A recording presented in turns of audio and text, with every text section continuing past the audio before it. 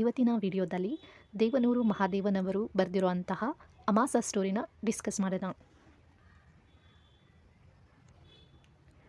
ದೇವನೂರು ಮಹಾದೇವನವರು influential Kannada novelist, short story writer ಆಗಿರ್ತಾರೆ ಮತ್ತು ಪ್ರಾಮಿನೆಂಟ್ ದಲಿತ್ ಲೀಡರ್ ಆಗಿರ್ತಾರೆ. ಓಕೆ, ಇವರು ಲಿಟ್ರರಿ ವರ್ಕ್ಸ್ ಏನಿದೆ ಕಾಮನ್ಲಿ ಏನು ಮಾಡುತ್ತೆ ಅಂದರೆ ಬೇಸಿಕಲಿ ಲೈಫ್ಸ್ ಏನಿರುತ್ತೆ ಸ್ಟ್ರಗಲ್ ಬಗ್ಗೆ ಹೇಳುತ್ತೆ ಮತ್ತು ಬ್ರದರ್ಹುಡ್ ಆಫ್ ಮಾರ್ಜಿನಲೈಸ್ಡ್ ಕಮ್ಯುನಿಟಿ ಅಂದರೆ ಶೋಷಣೆಗೆ ಒಳಗಾಗಿರುವಂತಹ ಬೇಸಿಕ್ ಫೆಸಿಲಿಟಿಯಿಂದ ವಂಚಿತರಾಗಿರುವಂತಹ ಅಂಥ ಸಮುದಾಯ ಬಗ್ಗೆ ಅವರ ಸಮಸ್ಯೆಗಳನ್ನು ಹೈಲೈಟ್ ಮಾಡ್ತಾರೆ ಸ್ಟೋರೀಸಲ್ಲಿ. ನೆಕ್ಸ್ಟು ಇವರು ಫೇಮಸ್ ನಾವೆಲ್ಸ್, ಶಾರ್ಟ್ ಸ್ಟೋರೀಸು ಸಹ ಬರೆದಿದ್ದಾರೆ, ಲೈಕ್ ಕುಸುಮ ಬಾಲೆ, ಉಡಾಲ. ನೆಕ್ಸ್ಟು ಫೇಮಸ್ ಶಾರ್ಟ್ ಸ್ಟೋರಿ ಅಂತ ಹೇಳಿದರೆ ಅಮಾಸ ಅಂತ ನಾವು ಹೇಳ್ಬಹುದು. ಇವರು ಬಹಳಷ್ಟು ಕಾಂಟ್ರಿಬ್ಯೂಷನ್ನ ಕೊಟ್ಟಿದ್ದಾರೆ ಇಂಡಿಯನ್ ಲಿಟ್ರೇಚರ್ಗೆ ಮತ್ತು ಆ್ಯಸ್ ಎ ಸೋಷಿಯಲ್ ಆ್ಯಕ್ಟಿವಿಸ್ಟ್ ಆಗಿ ಸಹ ಇವರು ವರ್ಕ್ ಮಾಡಿದ್ದಾರೆ ಮತ್ತು ಪ್ರೆಸ್ಟೀಜಿಯಸ್ ಅವಾರ್ಡ್ಸು ಸಹ ಇವರಿಗೆ ಸಿಕ್ಕಿದೆ, like Sahitya Akademi award and Padmashri award ಇವರಿಗೆ ಸಿಕ್ಕಿದೆ. ಈ ಸ್ಟೋರಿಯಲ್ಲಿ ನಮಗೆ ಇಂಪಾರ್ಟೆಂಟ್ ಕ್ಯಾರೆಕ್ಟರ್ ಅಂತ ಹೇಳಿದರೆ ಅಮಾಸ ಮತ್ತು ಕುರಿಯಾಯ ಅಂತ ಇರ್ತಾರೆ. ಓಕೆ, ಸೊ ಇಲ್ಲಿ ಸ್ಟೋರಿ ಬಿಗಿನಿಂಗಲ್ಲಿ ಇವ್ರ ಬಗ್ಗೆ ಇಂಟ್ರೊಡಕ್ಷನ್ ಇರುತ್ತೆ. ಮತ್ತು ಈ ಸ್ಟೋರಿಯ ಪ್ರೊಟಗನಿಸ್ಟ್ ಅಂತ ಹೇಳಿದರೆ ಅಮಾಸ ಅಂತ ಇರ್ತಾರೆ. ಸೊ ಅವನು ತುಂಬ ಚಿಕ್ಕ ಹುಡುಗ ಇರ್ತಾನೆ, is very young boy named Amasa ಅಂತ. ಅವನು ಹರ್ಫನ್ ಇರ್ತಾನೆ, ಅಂದರೆ ಅವನಿಗೆ ಪೇರೆಂಟ್ಸ್ ಇರಲ್ಲ. ತುಂಬ ಚಿಕ್ಕ ವಯಸ್ಸಲ್ಲೇ ಪೇರೆಂಟ್ಸ್ ಏನಿರ್ತಾರೆ ತೀರ್ಕೊಂಡು ಹೋಗಿರ್ತಾರೆ. ಅವನಿಗೆ ಅಮಾಸ ಅಂತ ಹೆಸರು ಯಾಕೆ ಬಂತು ಅಂತ ಎಕ್ಸಾಕ್ಟ್ ರೀಸನ್ ಗೊತ್ತಿಲ್ಲ, ಬಟ್ ಇಲ್ಲಿ ಹೇಳ್ತಾರೆ ಅವನನ್ನು ಅಮಾಸ ಅಂತ ಯಾಕೆ ಹೆಸರಿಟ್ಟಿದ್ದಾರೆ ಅಂದರೆ ಅವನು ತುಂಬ ಡಾರ್ಕ್ ಸ್ಕಿನ್ ಇದೆ, ಅದಕ್ಕೋಸ್ಕರ ಅವನಿಗೆ ಅಮಾಸ ಅಂತ ಹೆಸರಿಟ್ಟಿದ್ದಾರೆ ಅಂತ ಹೇಳ್ತಾರೆ. ಮತ್ತು ಹೇಳ್ತಾರೆ ಅವನು ನ್ಯೂ ಮೂನ್ ಡೇ ಅಂದರೆ ಅಮಾವಾಸ್ಯೆ ದಿನ ಹುಟ್ಟಿದ್ದಾನೆ, ಅದಕ್ಕೆ ಅವನಿಗೆ ಅಮಾಸ ಅಂತ ಹೆಸರಿಟ್ಟಿದ್ದಾರೆ ಅಂತ ಇಲ್ಲಿ ಹೇಳ್ತಾರೆ. ಸೊ ಅಲ್ಲಿ ಆ ಊರಲ್ಲಿ ಒಂದು ಟೆಂಪಲ್ ಇರುತ್ತೆ, ಓಕೆ, ಮಾರಿ ಟೆಂಪಲ್ ಅಂತ ಇರುತ್ತೆ, ಅಲ್ಲಿ ಅವನು ಆಶ್ರಯನ ಪಡೆದಿರ್ತಾನೆ. ಸೊ ಒಂದು ವಿಲೇಜಲ್ಲಿರುವಂತಹ ಮಾರಿ ಟೆಂಪಲ್ ಇರುತ್ತೆ, ದೇವಸ್ಥಾನ ಇರುತ್ತೆ, ಆ ಹುಡುಗ ಅಲ್ಲಿ ಇರ್ತಾನೆ. ಮತ್ತು ಆ ಟೆಂಪಲಿನ ವಿಶೇಷತೆ ಏನು ಅಂತ ಹೇಳಿದರೆ ಅದು ಬಹಳಷ್ಟು ಜನಕ್ಕೆ ಆಶ್ರಯನ ಕೊಟ್ಟಿರುತ್ತೆ, ಅಂದರೆ ಮಾರ್ಜಿನಲೈಸ್ಡ್ ಅಂದರೆ ಶೋಷಣೆಗೆ ಒಳಗಾಗಿರುವಂತಹ ಹೋಮ್ಲೆಸ್ ಪೀಪಲ್. ಸೊ ಅವರಿಗೆಲ್ಲರಿಗೂ ಸಹ ಅದು ಆಶ್ರಯನ ಕೊಡ್ತಾ ಇರುತ್ತೆ. ಮತ್ತು ಸಮ್ಮರಲ್ಲಿ ತುಂಬ ಹೀಟ್ ಆದಾಗ ಬಹಳಷ್ಟು ಜನ ಅಲ್ಲಿ ಆ ಟೆಂಪಲ್ ಹತ್ರ ನೆರಳಿಗೆ ಕುತ್ಕೊಳ್ತಾ ಇರೋದನ್ನು ನೋಡ್ಬೋದು. ಇಲ್ಲಿ ನೆಕ್ಸ್ಟ್ ಕ್ಯಾರೆಕ್ಟರ್ ಅಂತ ಹೇಳಿದರೆ ಕುರಿಯಾಯ ಅಂತ ಇರ್ತಾರೆ. ಓಕೆ, ಸೊ ಅಮಾಸ ಜೊತೆ ಅವನು ಸಹ ಆ ಟೆಂಪಲಲ್ಲಿ ಇರ್ತಾರೆ.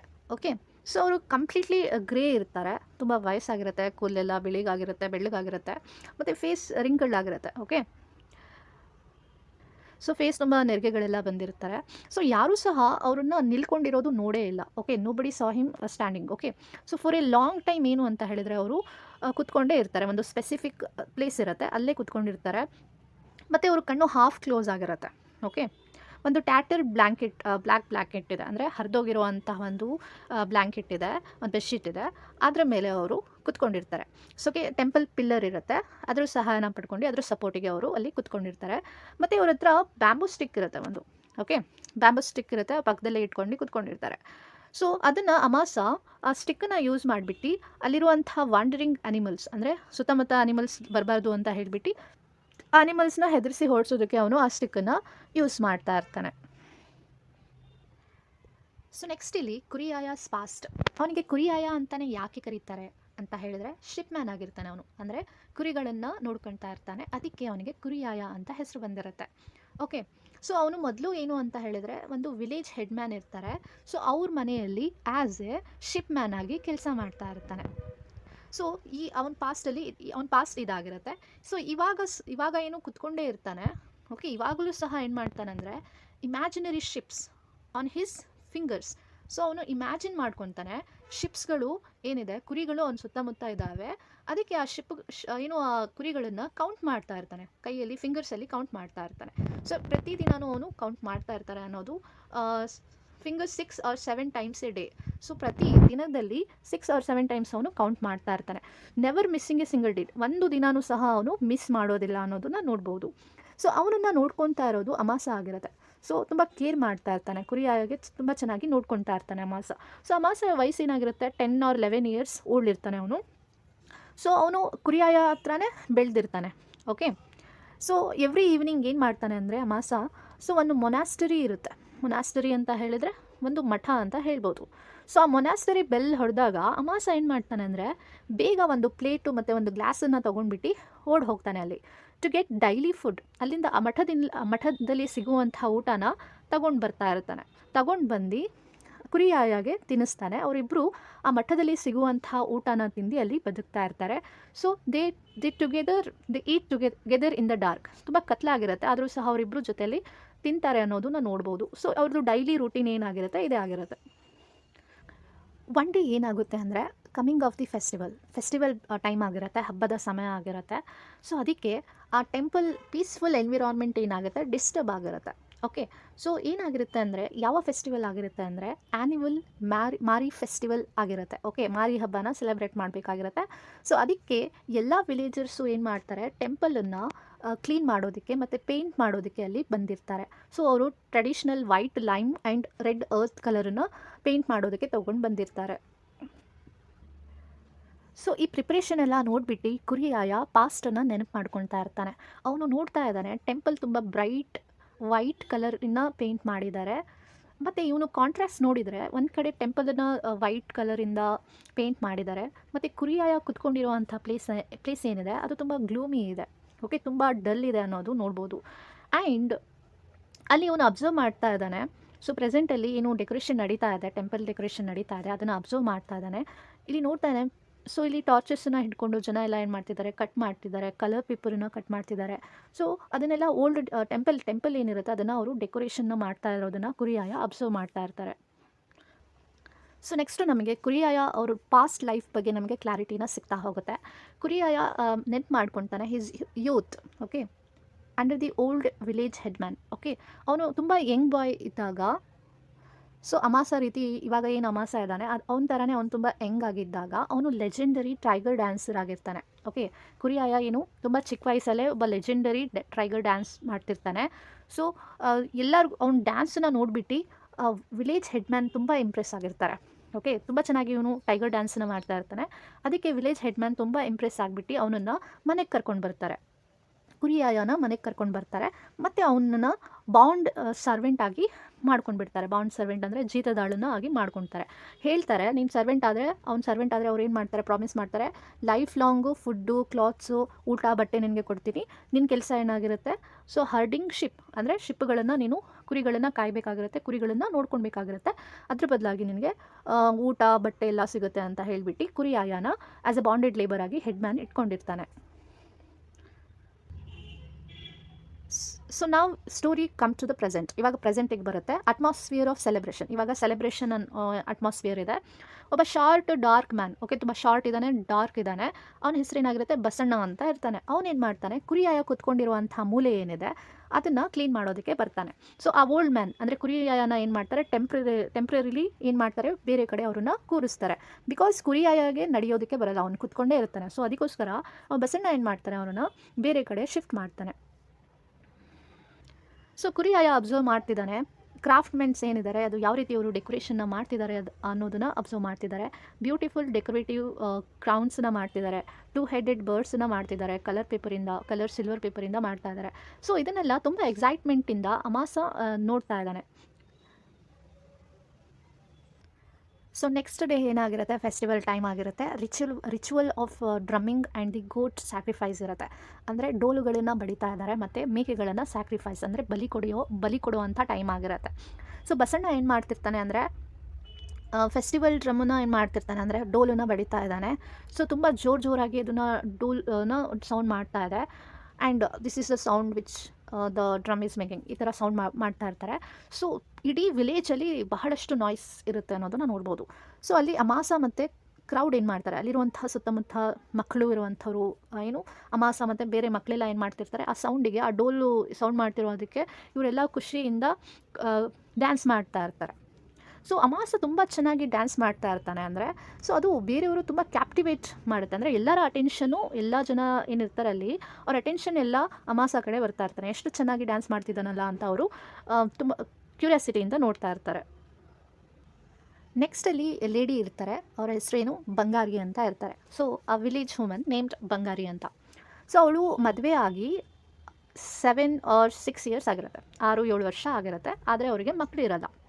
ಓಕೆ, ಸೊ ಅಮಾಸನ ನೋಡಿ ಅವರಿಗೆ ತುಂಬ ಆಸೆ ಆಗುತ್ತೆ. ಓಕೆ, ತುಂಬ ಸೊಸೈಟಿ ಏನು ತುಂಬ ಕ್ರೂಯಲ್ ಟಾಂಟ್ಸ್ನ ಅವರಿಗೆ ಕೊಟ್ಟಿರುತ್ತೆ. ಸೊ ಅವರಿಗೆ ಯಾವುದೇ ರೆಮಿಡೀಸು ಸಹ ಸಿಕ್ಕಿರಲ್ಲ. ಇನ್ಫರ್ಟಿಲಿಟಿ ಇರುತ್ತೆ, ಅವರಿಗೆ ಮಂಚತನ ಇರುತ್ತೆ. ಸೊ ಅವರಿಗೆ ಯಾವುದೇ ರೆಮಿಡೀಸು ಸಹ ಸಿಕ್ಕಿರಲ್ಲ. ಸೊ ಅಮಾಸನ ನೋಡಿ ಅವರು ತುಂಬ ಆಸೆ ಪಡ್ತಾರೆ. ಅವರು ಆಸೆ ಪಡ್ತಾರೆ, ಇವನ ಥರ ನನಗೂ ಒಬ್ಬ ಮಗ ಇರಬೇಕಿತ್ತು ಅಂತ ಅವರು ಆಸೆನ ಪಡೋದನ್ನ ನೋಡ್ಬೋದು ಇಲ್ಲಿ. ನೆಕ್ಸ್ಟ್ ಇಲ್ಲಿ ವೈಲೆಂಟ್ ಸ್ಯಾಕ್ರಿಫೈಸ್ ಇರುತ್ತೆ. ಏನು ಮೇಕೆನ ಬಲಿ ಕೊಡುವಂಥ ಟೈಮ್ ಆಗಿರುತ್ತೆ. ಸೊ ಫೆಸ್ಟಿವ್ ಮೋಡ್ ಶಿಫ್ಟ್ ಆಗುತ್ತೆ, ಶಾರ್ಪ್ಲಿ ಇಂಟು ವೈಲೆನ್ಸ್. ಓಕೆ, ಸೊ 2 ಮೇಕೆಗಳನ್ನು ಅವರು ತೊಗೊಂಡು ಬರ್ತಾರೆ. ಓಕೆ, 2 ಫ್ಯಾಟನ್ಡ್ ಗೋಟ್ಸ್, 2 ಮೇಕೆಗಳನ್ನು ತೊಗೊಂಡು ಬರ್ತಾರೆ. ಸೊ ಲ್ಯಾಂಡ್ ಲಾರ್ಡ್ಸ್ ಏನಿರ್ತಾರೆ ಅವರು ತೊಗೊಂಡು ಬರ್ತಾರೆ.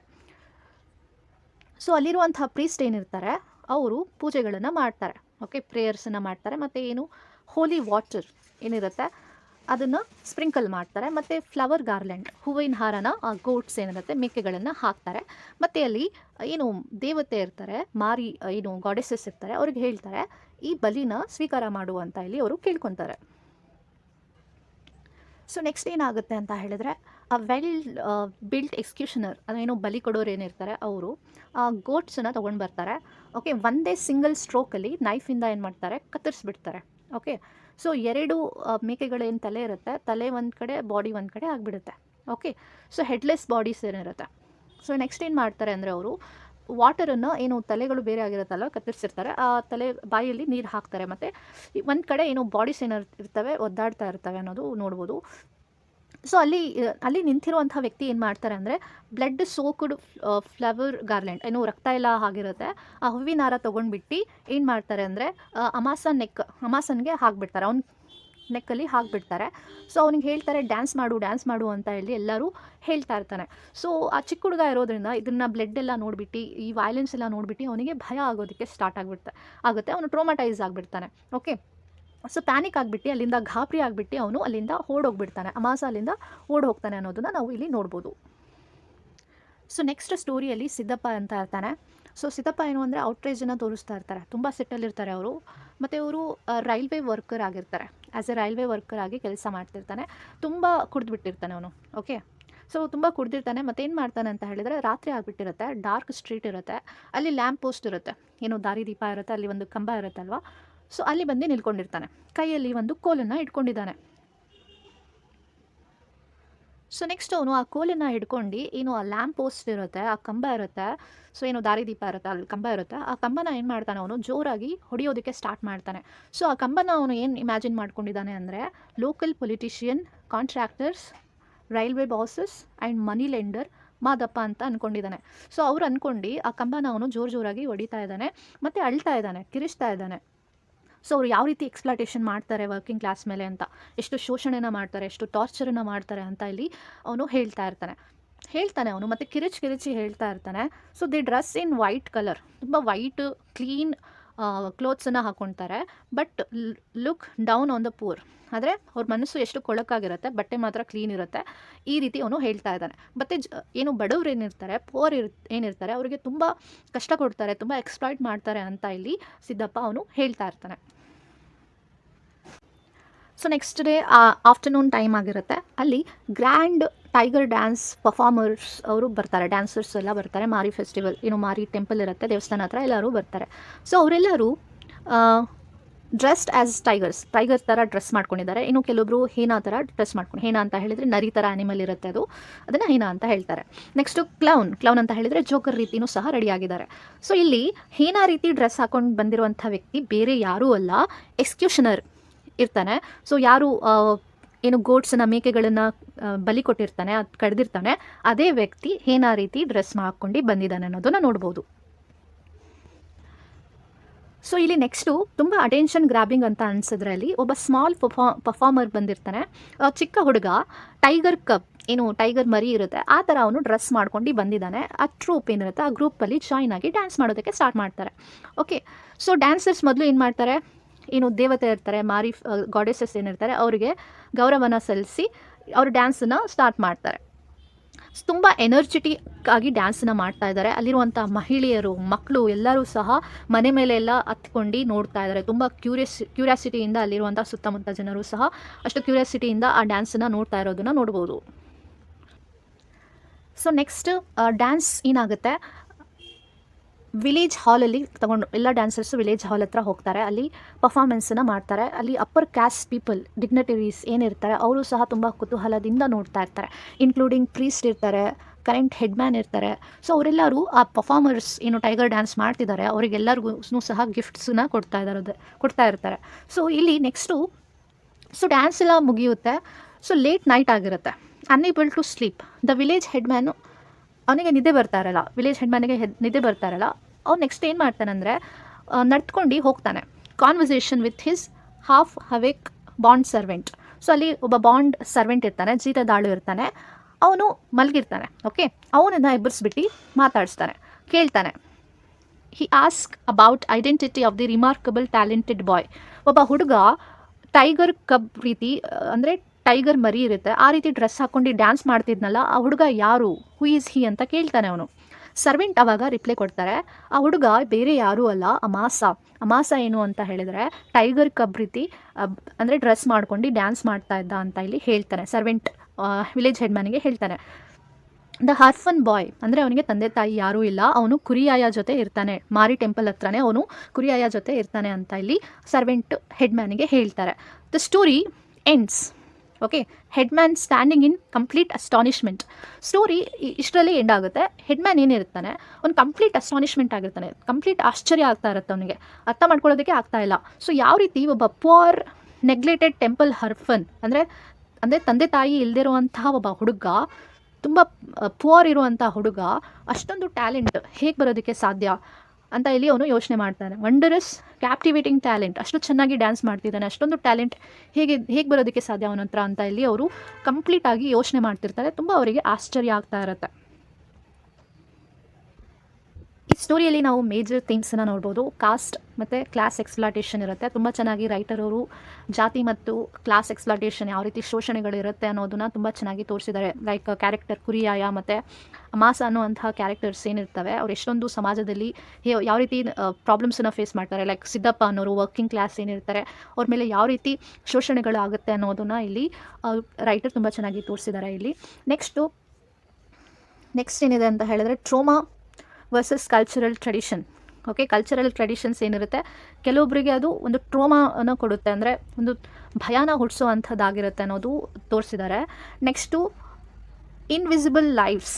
ಓಕೆ, ಇನ್ವಿಸಿಬಲ್ ಲೈಫ್ಸ್ ಅಂತ ಹೇಳಿದ್ರೆ ಸೊ ಇಲ್ಲಿ ಮೇನ್ ಸ್ಟ್ರೀಮ್ ಸೊಸೈಟಿಯಲ್ಲಿ ಅಮಾಸ ಮತ್ತು ಕುರಿಯಾಯ ಅನ್ನುವಂಥ ಕ್ಯಾರೆಕ್ಟರ್ಸ್ ಏನು ಅನ್ನೋನ್ ಆಗಿರ್ತಾರೆ. ಅವರು ಮೇನ್ ಸ್ಟ್ರೀಮ್ ಸೊಸೈಟಿಯಲ್ಲಿ ಇರ್ತಾ ಇರಲ್ಲ ಮತ್ತು ಅವರು ಎಲ್ಲ ಫೆಸಿಲಿಟಿಯಿಂದ ವಂಚಿತರಾಗಿರ್ತಾರೆ ಅನ್ನೋದನ್ನ ತೋರಿಸಿದ್ದಾರೆ. ಸೊ ಯಾವ ರೀತಿ ಕ್ಯಾಸ್ಟ್ ಅನ್ನೋದು, ಎಕ್ಸ್ಪ್ಲಾಟೇಷನ್ ಅನ್ನೋದು, ಕಲ್ಚರಲ್ ಟ್ರೆಡಿಷನ್ಸು, ಸೊ ಇದನ್ನೆಲ್ಲ ತುಂಬ ಚೆನ್ನಾಗಿ ರೈಟರ್ ಇಲ್ಲಿ ಈ ಸ್ಟೋರಿ ಮೂಲಕ ನಮಗೆ ಅರ್ಥ ಮಾಡಿಸಿದ್ದಾರೆ.